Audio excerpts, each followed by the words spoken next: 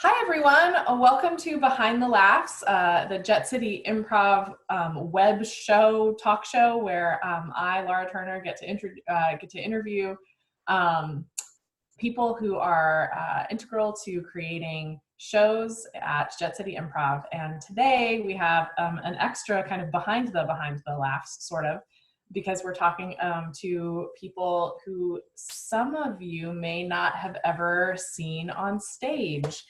Some of them are familiar faces, but at least one of them is someone you may not have ever seen before if you've only been in the audience, because we're talking about the behind the scenes production, direction, what happens up in the booth for our long form improv shows. So we're going to start today talking to Katie Nutman, and then we're going to talk to Sam Jones, and then we're going to talk to Brandon Jepson. So let's welcome Katie Nutman in. She's going to talk to us about the direction side of things. Hi, Katie. Hi, Laura.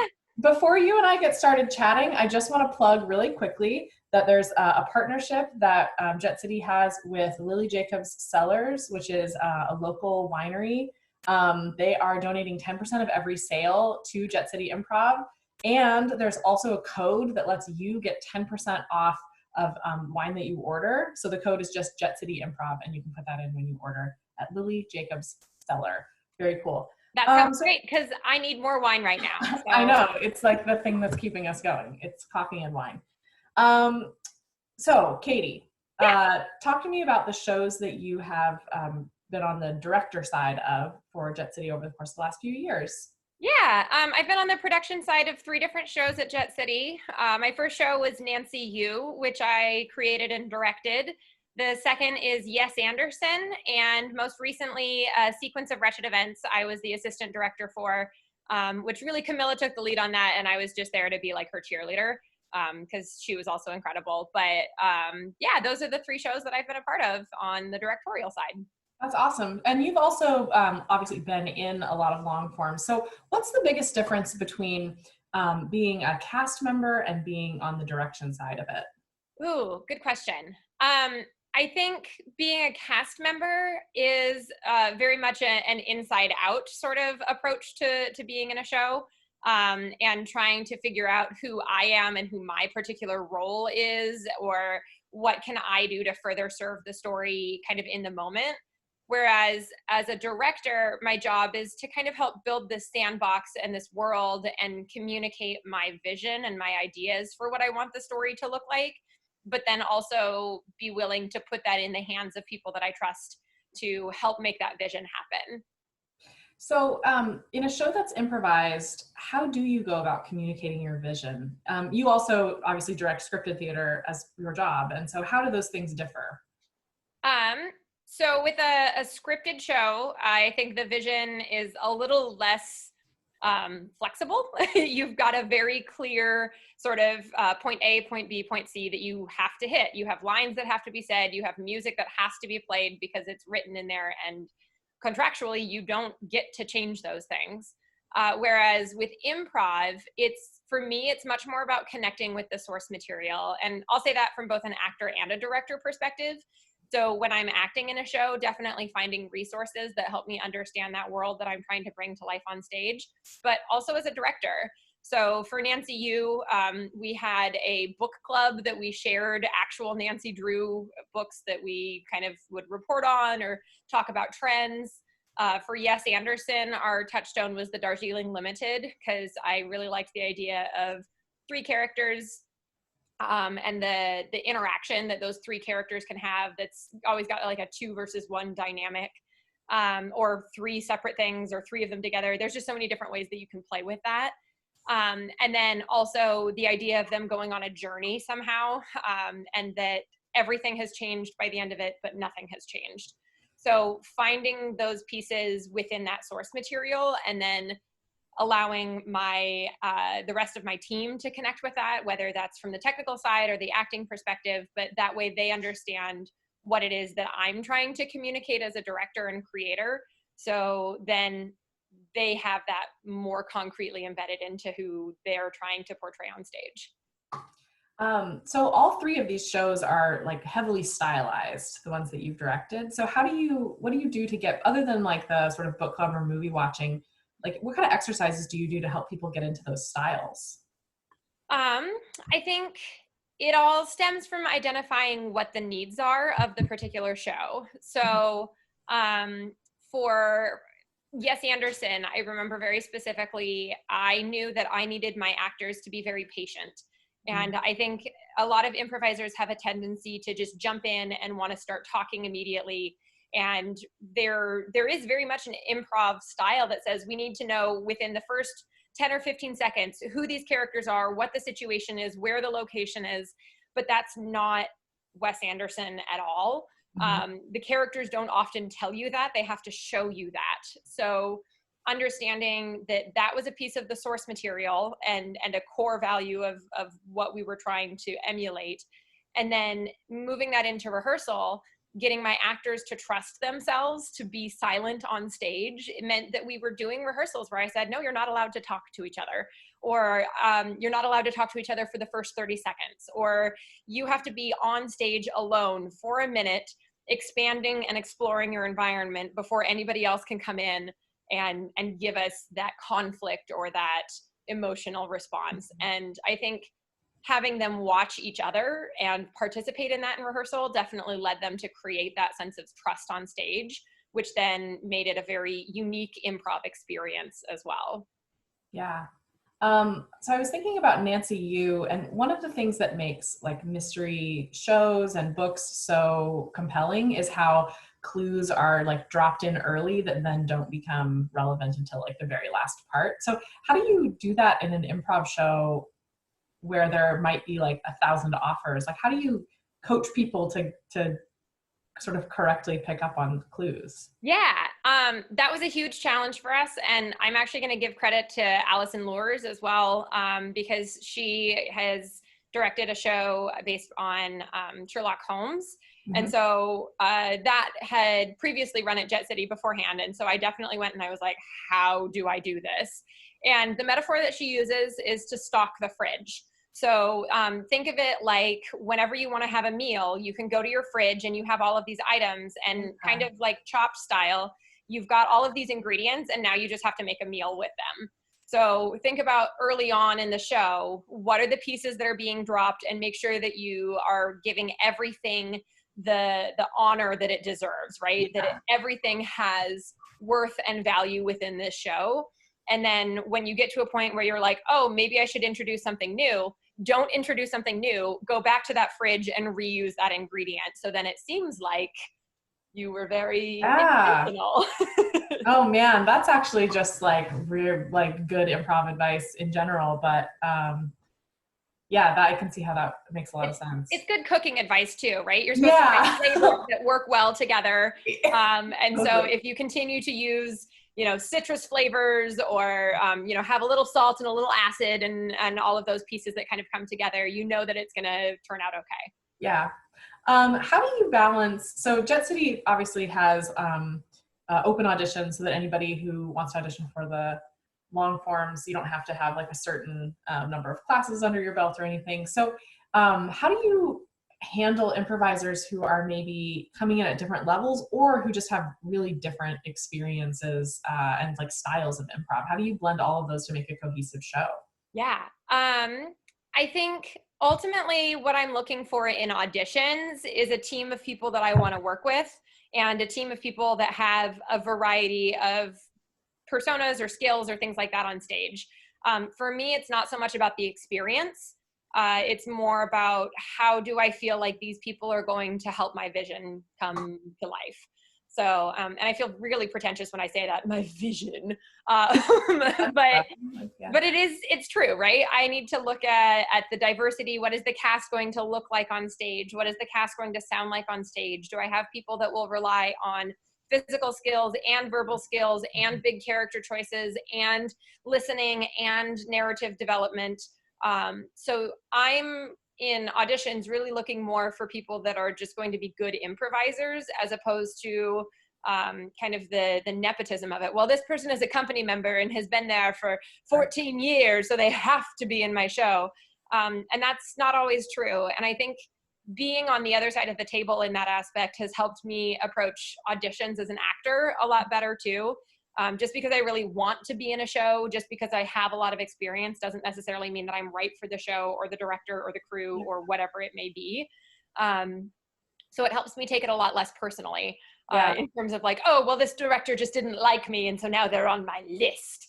Yeah, I've had a similar experience having directed shows and then auditioned for shows, after having been on the other side of the table, of realizing like it's so much more than like experience and talent. Like there's so many other factors that play. I mean, even down to like these two people are like, you know, kind of equal, and one of them, like the tone of their voice matches somebody else's, so I just am gonna need some, like, it's sometimes it seems so arbitrary, but Yeah. And I yeah, think that's that way in scripted theater too, that sometimes you can have a great audition and it doesn't mean that you can't play the character. But if you're not tall enough or too tall, or your hair color is a different, right, you know, shade of what they were looking for, or, you know, it's not things that you can necessarily control about yourself. And it's not that you should obsess as an actor or performer of trying to meet that ideal, but coming to terms with who you are and acknowledging and recognizing that and saying some roles are for me and some roles aren't. yeah. And I think that that's one of the things that I like about improv, is that there's less of that in terms of like, in scripted theater, I'm never going to be an ingenue. I'm way too tall. I'm an alto. It's just never going to happen. Sure. Yeah. I'm not the cute one that people want to get married to. And I'm fine with that. I've come to terms with that. But one of my favorite things about improv is that I can play those roles in improv, because who cares? It's improv. So that's one of the things that I have often told like teenagers that I've worked with in an improv context. Like the thing that's great about improv is that you do get to make your own magic, and like that can be anything from like playing whatever character you want to like going out and producing your own show. And so I think that that's like one of the things that's pretty cool about it. We're gonna, speaking of the like sort of collaborative process of this all, we're gonna bring in Sam Jones, a technical improviser. So let's welcome Sam right now. Hi, Sam. Hey, Laura, how's it going? Pretty good. Can you tell us about like what you do as a technical improviser and how you got started and involved in Jet City? Yeah, totally. So mainly as a technical improviser, I'm improvising with lights. I have a background in lighting design, but most technical improvisers will do both. We'll do lights and sound. Sometimes they'll help with sets and things like that. And I got my start with Jet City several years ago, working with Mike Christensen on trivia night at Rick's Dive-In Bar and Grill. Yeah. And I was actually doing sound for that. And that was just a really fun experience of getting to work with, you know, typical tracks that you would hear in a bar setting, and use that to support like the comedy of the improvisers and learning how to pick up on those beats and things like that. Very cool. So how many shows, what are some of the other shows that you've worked on? So I've done 5 shows with Jet City. So I did Trivia Night. I'd done A Tribe Called Yes. And I've worked on The Bachelorette and Party Favors and Stabbing Cabin. Nice. How did those, like, which ones sort of presented like interesting challenges to you? Yeah, for sure. For sure, Tribe Called Yes was the most challenging and interesting coming into it.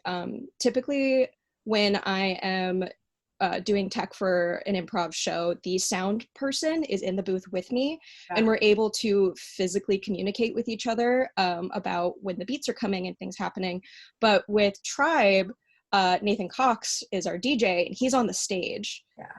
So a lot of the cues I'm having to pick up on are not only from the actors, but it's from making, you know, like eye contact with Nathan, or just hearing that he's made a change and that I should be making a change, and learning to, you know, have that sort of unspoken connection between a technical improviser who's actually improvising on the stage was something, a really new challenge that I had never experienced before. And when you say making eye contact with Nathan, you're talking about like from the booth to the stage, all the way across the audience. Yeah, okay. Yes, so exactly. Like very distant eye contact. Yes. So like, how do you decide what the lights are going to say? Like, how do you make that call in the moment, or do you plan things out in advance? How does that work? It's a little bit of both. So For lights, it's really difficult to pull a new look out of nowhere without having some sort of pre-planning, because there's so many instruments up in the air. There's so many color choices. So what I'll do is I'll watch a million runs of the show before we even go into tech. Oftentimes I'll have the director record it for me, so that I can watch it at home and sort of make notes of the directions that the actors tend to enjoy taking the show. And then from there, I'll program 4 or 5 different options for those sorts of feelings for every scenario. So that way, when we get into the moment, I can be like, oh, okay, so this is kind of a sad moment, but it's not overly dramatic, and I can pick a lighting look that I feel works best for that. Wow, that's very cool. I would imagine that it's sort of similar then for sound, if you're, for the ones that you've done sound on, that you're like sort of finding songs and queuing those up. Yeah, with sound, I've found that it's a lot more collaboration with directors and with the improvisers, just knowing sort of what sorts of sounds they're reacting best to, what sorts of music and sounds fit best with the director's vision, all of these things, and then, you know, just learning to pick the right song out of that bag on that moment's notice. Yeah, yeah. So Katie and Sam, and let's sort of like talk about how that technical and the director piece like kind of smashed together during Tech Week or during the weeks leading up to Tech Week. How does that go? I think from a directorial perspective, it's important to me to think of kind of the beats of the show. So particularly, I think one of my favorite things is figuring out the opening sequence. How do I get my actors on stage? How do I invite the audience into this world that we're going to create and make it feel like theater? So whether that's choreographed movement or just a idea of how actors should be getting on stage or into character, and also getting those suggestions as well. But that's often a piece that's much more structured than the scenic work. So having some ideas like that, especially for Nancy Yu, we had all of our actors with flashlights in the dark and spotlights kind of popping up in pieces. So that was a pre-programmed sequence that we used to make sure that actors were hitting their marks, and running that during tech to make sure that all of the actors knew what they were supposed to do, so that up in the tech booth, we knew when we were supposed to hit go on the music and when we're supposed to understand that the actor is in the right spot. So bring up that particular light or whatever it might be. I think that's much more challenging to try and communicate that piece and make sure that that's all set. And then the rest of it, I've been really blessed to work with fantastic light and sound designers. And they often have many better ideas than I do, because while I have a rudimentary understanding of how lights and sound work, oftentimes I'm just so overwhelmed by joy with what they're able to bring in. And then I'm just like, oh, take it, do everything. And I let them do their magic, and it really is just beautiful. Yeah. So on the technical end, it always starts with a conversation with the directors. And oftentimes the openings are somewhat choreographed or planned in some way. So watching that happen, seeing like how the actors like to play in the space, and then doing what you can to make it seem as smooth and seamless and beautiful as possible, while still giving them the space to work and change things if they want to, and, you know, everything like that. Just making sure you're giving the actors the support and the space they need, while still like being able to use your own comedy in your own way. Yeah. So Sam, you have a degree in lighting design? I do. So what just generally like drew you to that aspect of performance? Well, in high school, I auditioned for a couple shows, and I was terrible. It was awful. And I realized I didn't really want to be acting. I just wanted to be involved. I wanted to help make it. And so my high school director at the time was like, hey, I think you would be really good in the booth, and here are some different things that you can do. And I kind of fell in love with the idea of lighting, but we always hired professional lighting designers who never really wanted to talk to the kids. So when I got to college, I went to UW, and I discovered this incredible student organization called the Undergraduate Theater Society, who put on 5 completely student ran and produced fully done shows every year. And I immediately fell in love with that and got involved with that. And the first thing I was able to pick up was an assistant lighting designer gig, and I never looked back. That's awesome. Yeah. That's really cool. Yeah, there's something that's very magical about going from like okay, we've all like kind of done this show or, you know, like rehearsed these bits and scenes. And then all of a sudden, like the lights and the sound and the costumes. And then you're like, oh no, we're doing a show here. Yeah. We're not just like messing around in my basement anymore. Yeah. It does like make it feel magic. So Yeah. So exciting. We're going to bring in Brandon Jepson. He's the production director at Jet City Improv and has his hands in like pretty much everything that happens on the stage. So let's welcome in Brandon. Hi, Brandon. Hello. Great. So Brandon, just tell us like, what is your job at Jet City Improv? And I know that that's like trying to encapsulate like the galaxy in a thin wool, but what do you do for the shows as production director? Hold on a second, I'm having audio Oh, that's issues. okay. Okay, here we go. I think I heard most of your question. My question was, what do you do at Jet City Improv? Yeah, great. I'm the production director. I've had the job for many years. The simplest way I could define it is two ways. It's my job to do as much of the unglamorous part of putting a show together so the director and the cast can focus on the glamorous parts. Okay. For example, I could give 1,000 examples, but the easiest example is the director tells me when they need to rehearse. I go and find the spaces for them to rehearse. I'm not going to task a director with calling rooms all over the city to figure out if there's a rehearsal space for them. I do that very boring, very not fun job. Then I tell them, on these dates, you're rehearsing in these buildings. The other way I could define my job is a director of any show will be focusing very, very hard on their show, and they might not necessarily know how that has to balance with the other shows that are running at the time. So it's kind of my job to go up to 30,000 feet and make sure everything running has kind of a fair share of everything they need, the space, the storage space, the time on the stage, the money, that kind of thing, making sure Because at any given time, there might be like up to probably 3 shows if you include the flagship show, right? at least there's often or more. There's often 4 shows running and 4 shows in the wings at any given moment. Yeah, so that's a lot of moving parts for sure. What are some of the biggest challenges that you run into as the production director? I would say one of the biggest challenges is just space. Like I said, a lot of shows going on. There's only so many nights in the week, and most of those nights are taken up by performances, and there's only so many hours in a weekend.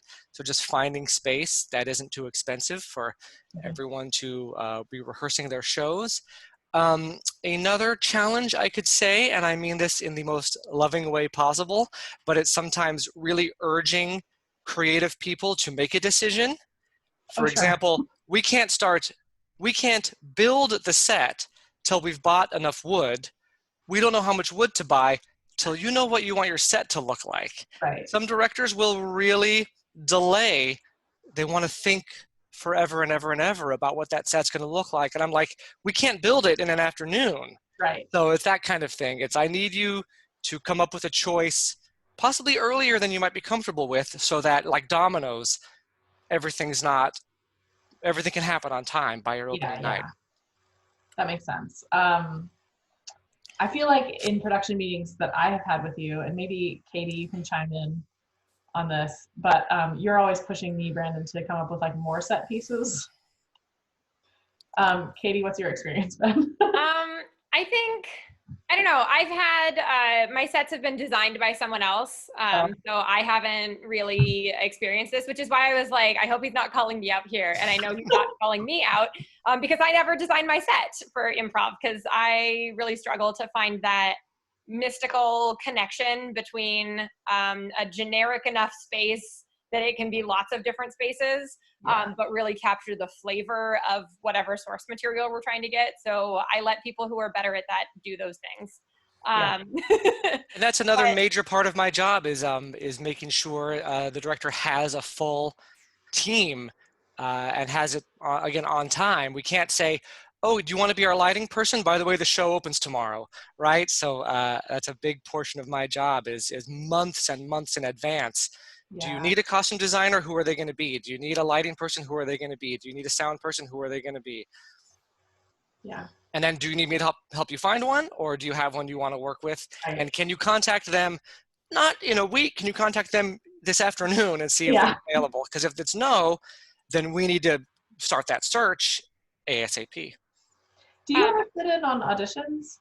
Say what? Do you ever sit in on auditions? Very rarely, not usually. Yeah. I will Unless- say too, Brandon has been really great about finding people and reaching out and making sure that the needs are covered.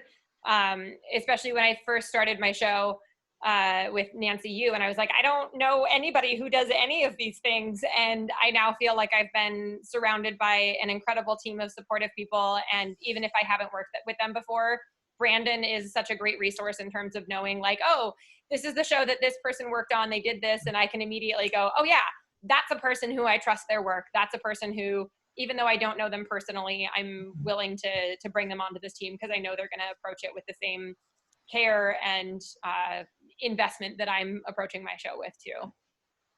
Okay, this is a question for everybody, and you can answer in whatever order.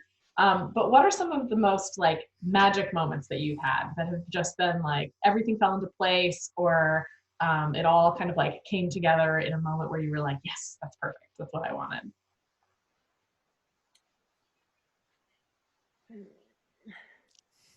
There's so many good ones, I think, that I'm... Okay, I'm going to give everybody a chance to think about that question, and I'm going to plug our Venmo.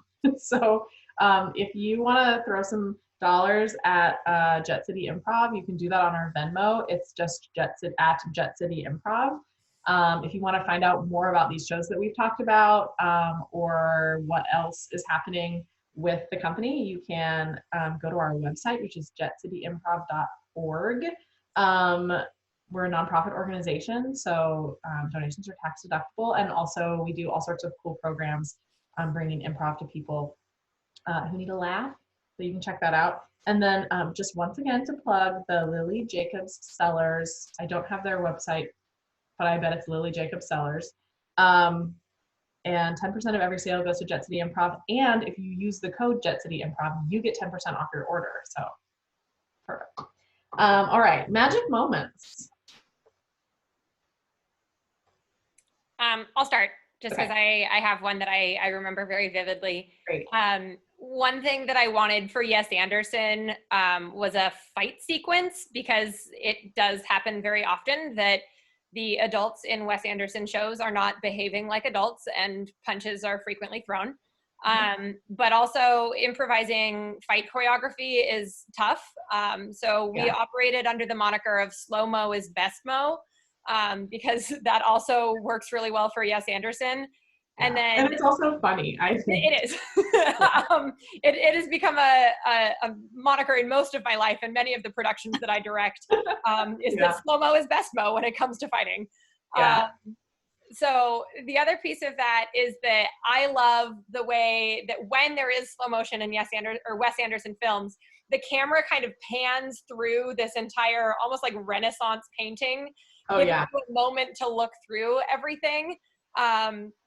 So the way we recreated that on stage is that, of course, all of my actors were on stage and moving in slow motion, punching each other.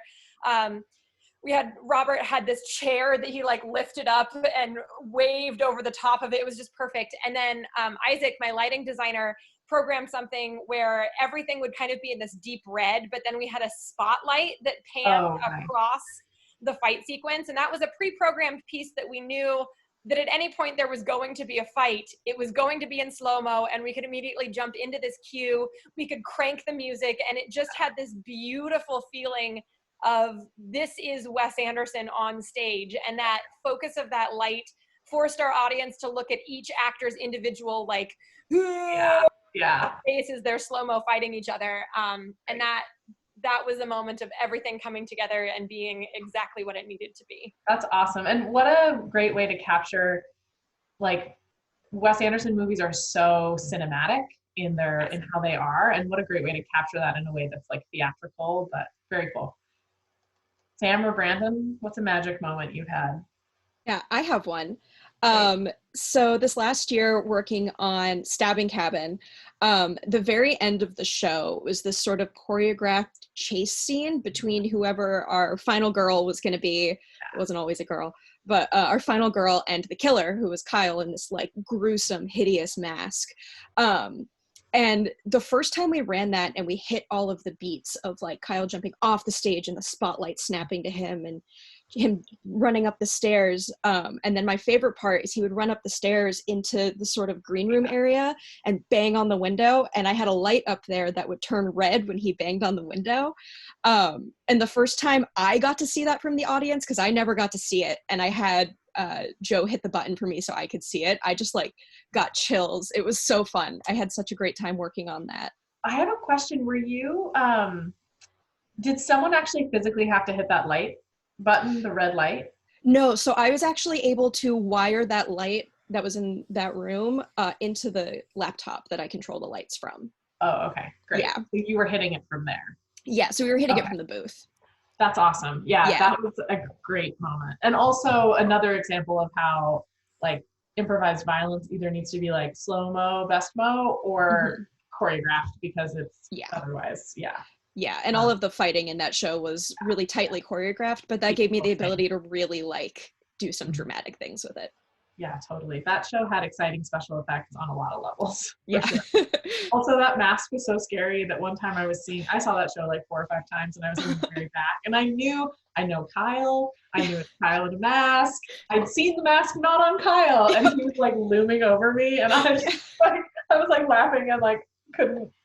It's so scary, and it was so gross. I don't like scary movies. I loved that show because I could only see it once. Like I was terrified the entire time. And I know Kyle. I love Kyle. He's great. He's so charming and he's like a puppy dog of a man. Exactly. Get away from me, that mask. Yeah. Brandon, tell us about a magic moment you've been a part of. And actually, Brandon, you've directed plenty of shows yourself, so you can talk about a magic moment from. Yeah, sure. I would say the one that springs to mind is the closing scene in the show Clues, which Laura, I remember you in, talking about stocking your fridge, like Katie mentioned earlier. When I created this show the first time, years ago, I've done the show 3 times, I set out to almost overload the show with more things than you would think you would need. I mean, most long-form improv on the planet takes at most 1 or 2 suggestions. This show has like 30 of them. It has objects we've gotten from the audience. It has rooms they've suggested. It has random messages. What was that? Doesn't every character has their like job or? Every character has a suggestion and a connection to the person that's been murdered.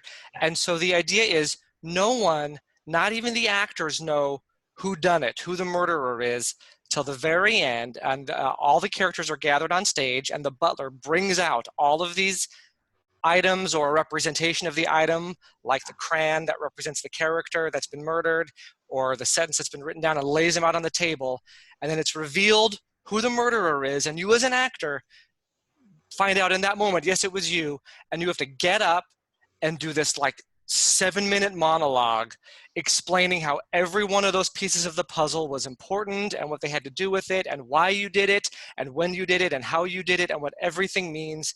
And I was never disappointed. We've done this show 3 times and 10 performances each, not counting the rehearsals, and every time the actor knocked it out of the park, just tying in all these millions of details in this long monologue that they had no time to prepare for, because they didn't know if it was going to be them or not until that final moment. Brandon, I don't think I ever was the killer. And Really? actually, we did, I think the time that I was in it, we did like 16 shows. It was like an incredibly long run. And wow. I don't think I ever got to do that monologue in a real show. For the folks at home, what happened was at intermission, the audience votes for who the killer is, but only the stage manager knows the results of those votes until it's revealed. And I think, wasn't there even a bit where the person, the butler, whoever is announcing it is like, and the killer is, and then they just sort of mouth like blah, blah, blah, and the person in the booth is like, Widow White or whatever. Yep, that's how it's revealed. Yeah. So there you go. That's a great magic moment, for sure. I had the opening night for, I'm gonna share my own, for 8 to 6, the workplace sexism comedy that I directed in 2018, maybe. The opening night, we had, I think there were 8 people in the cast, and there was someone that you didn't see until the scene right before intermission. So that was like a planned thing because there was a time travel moment. And so we had one person who was like the modern gal who was going to come in, who needed to, it needed to be that we hadn't seen her because she was in a modern costume. And it was the people who time traveled needed to say, like, it's 2018, or like they needed to find out the date, right?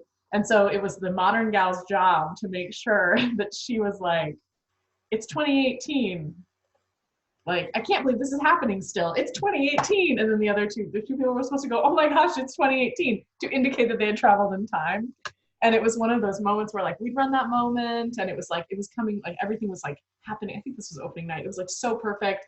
And then whoever it was like, I can't believe that, like, here we are and I still can't get my birth control covered or whatever. And like didn't say the date. And then the two like gals who time traveled were like, and then I think it was Lynn, she came back out and she goes, I mean, it's 2018, and like walked off.